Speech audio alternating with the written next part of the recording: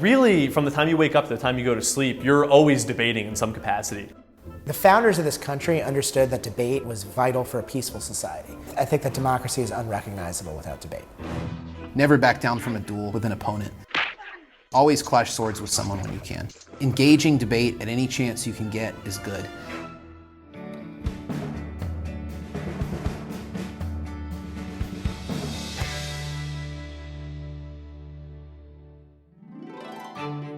So the history of debate is really interesting. You can tie it back to the ancient Greeks, Plato, Aristotle, Socrates, people like that who had a tradition of public argument.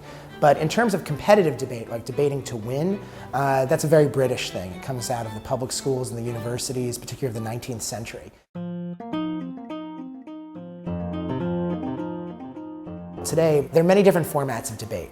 These can range from policy debate to Lincoln Douglas debate, from public forum debate to parliamentary debate, from congressional debate to impromptu debate. All of them have in common the idea of research, being articulate, and being able to convince a neutral third party that you're right about something. The first thing that you learn when you join a debate team is how to structure an argument. An argument has three basic parts: a claim, a warrant, and an impact. A claim is what it is that you're trying to prove in the first place. The warrant is the evidence for why that is true, and the impact is why it matters in the first place. One thing that really differentiates a school debate from a presidential debate is something called the burden of rejoinder. So what that means is if your opponent brings something up, you need to respond to it, because if you don't respond to it, it's true. So in other words, if I tell you the sky is purple, if you don't reply to it, the sky for the intents of the debate is purple.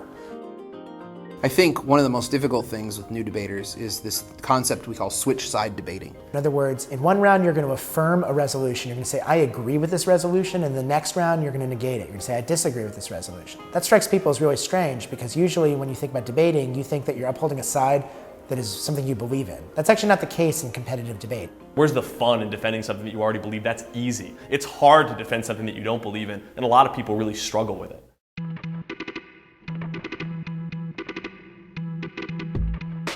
Debate has a lot in common with the martial arts, especially judo. The philosophy of judo and the martial arts is if someone takes a punch at you, you don't punch back. You use the energy from that punch to flip them on their back and incapacitate them. So when you're attacking your opponent, conceding arguments gives you that energy you need to flip the opponent on their back. So you might concede some arguments and then say, but then there's one argument here that it just doesn't make much sense to me, and I want to attack that. Listening in a debate is just as important as speaking in a debate. If you don't know what your opponent is saying, you're not going to be able to respond to their arguments. Most people aren't listening. Most people are waiting for their turn to make their arguments. That's a very different operation than listening. To listen very carefully, because everything they say, they have to be held accountable for. The second most important thing, I think, is in a short amount of time conveying a lot of things that you want to say. You're taught how to think 10 times faster than you normally would. You have so many different arguments to deal with, and you have to basically come up with a 4 to 8 minute speech within a minute.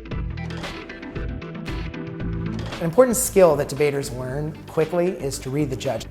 Debaters learn to identify certain things about judges either by judging a book by its cover or by finding out a little bit about who that judge is before the debate round. Politicians do this all the time. When you hear politicians adopt slightly different accents or slightly different approaches, they're doing what high school debaters do. They're adapting.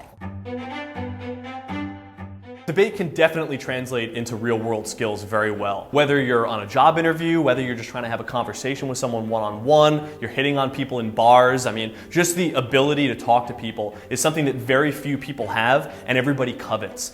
A great skill that debaters get is the ability to sort of read whether a source is credible or not. If you turn on the television or you go on the internet, opinion is sort of often presented as fact or as news. So we really need to teach people to say, hey, how do I find the other side here?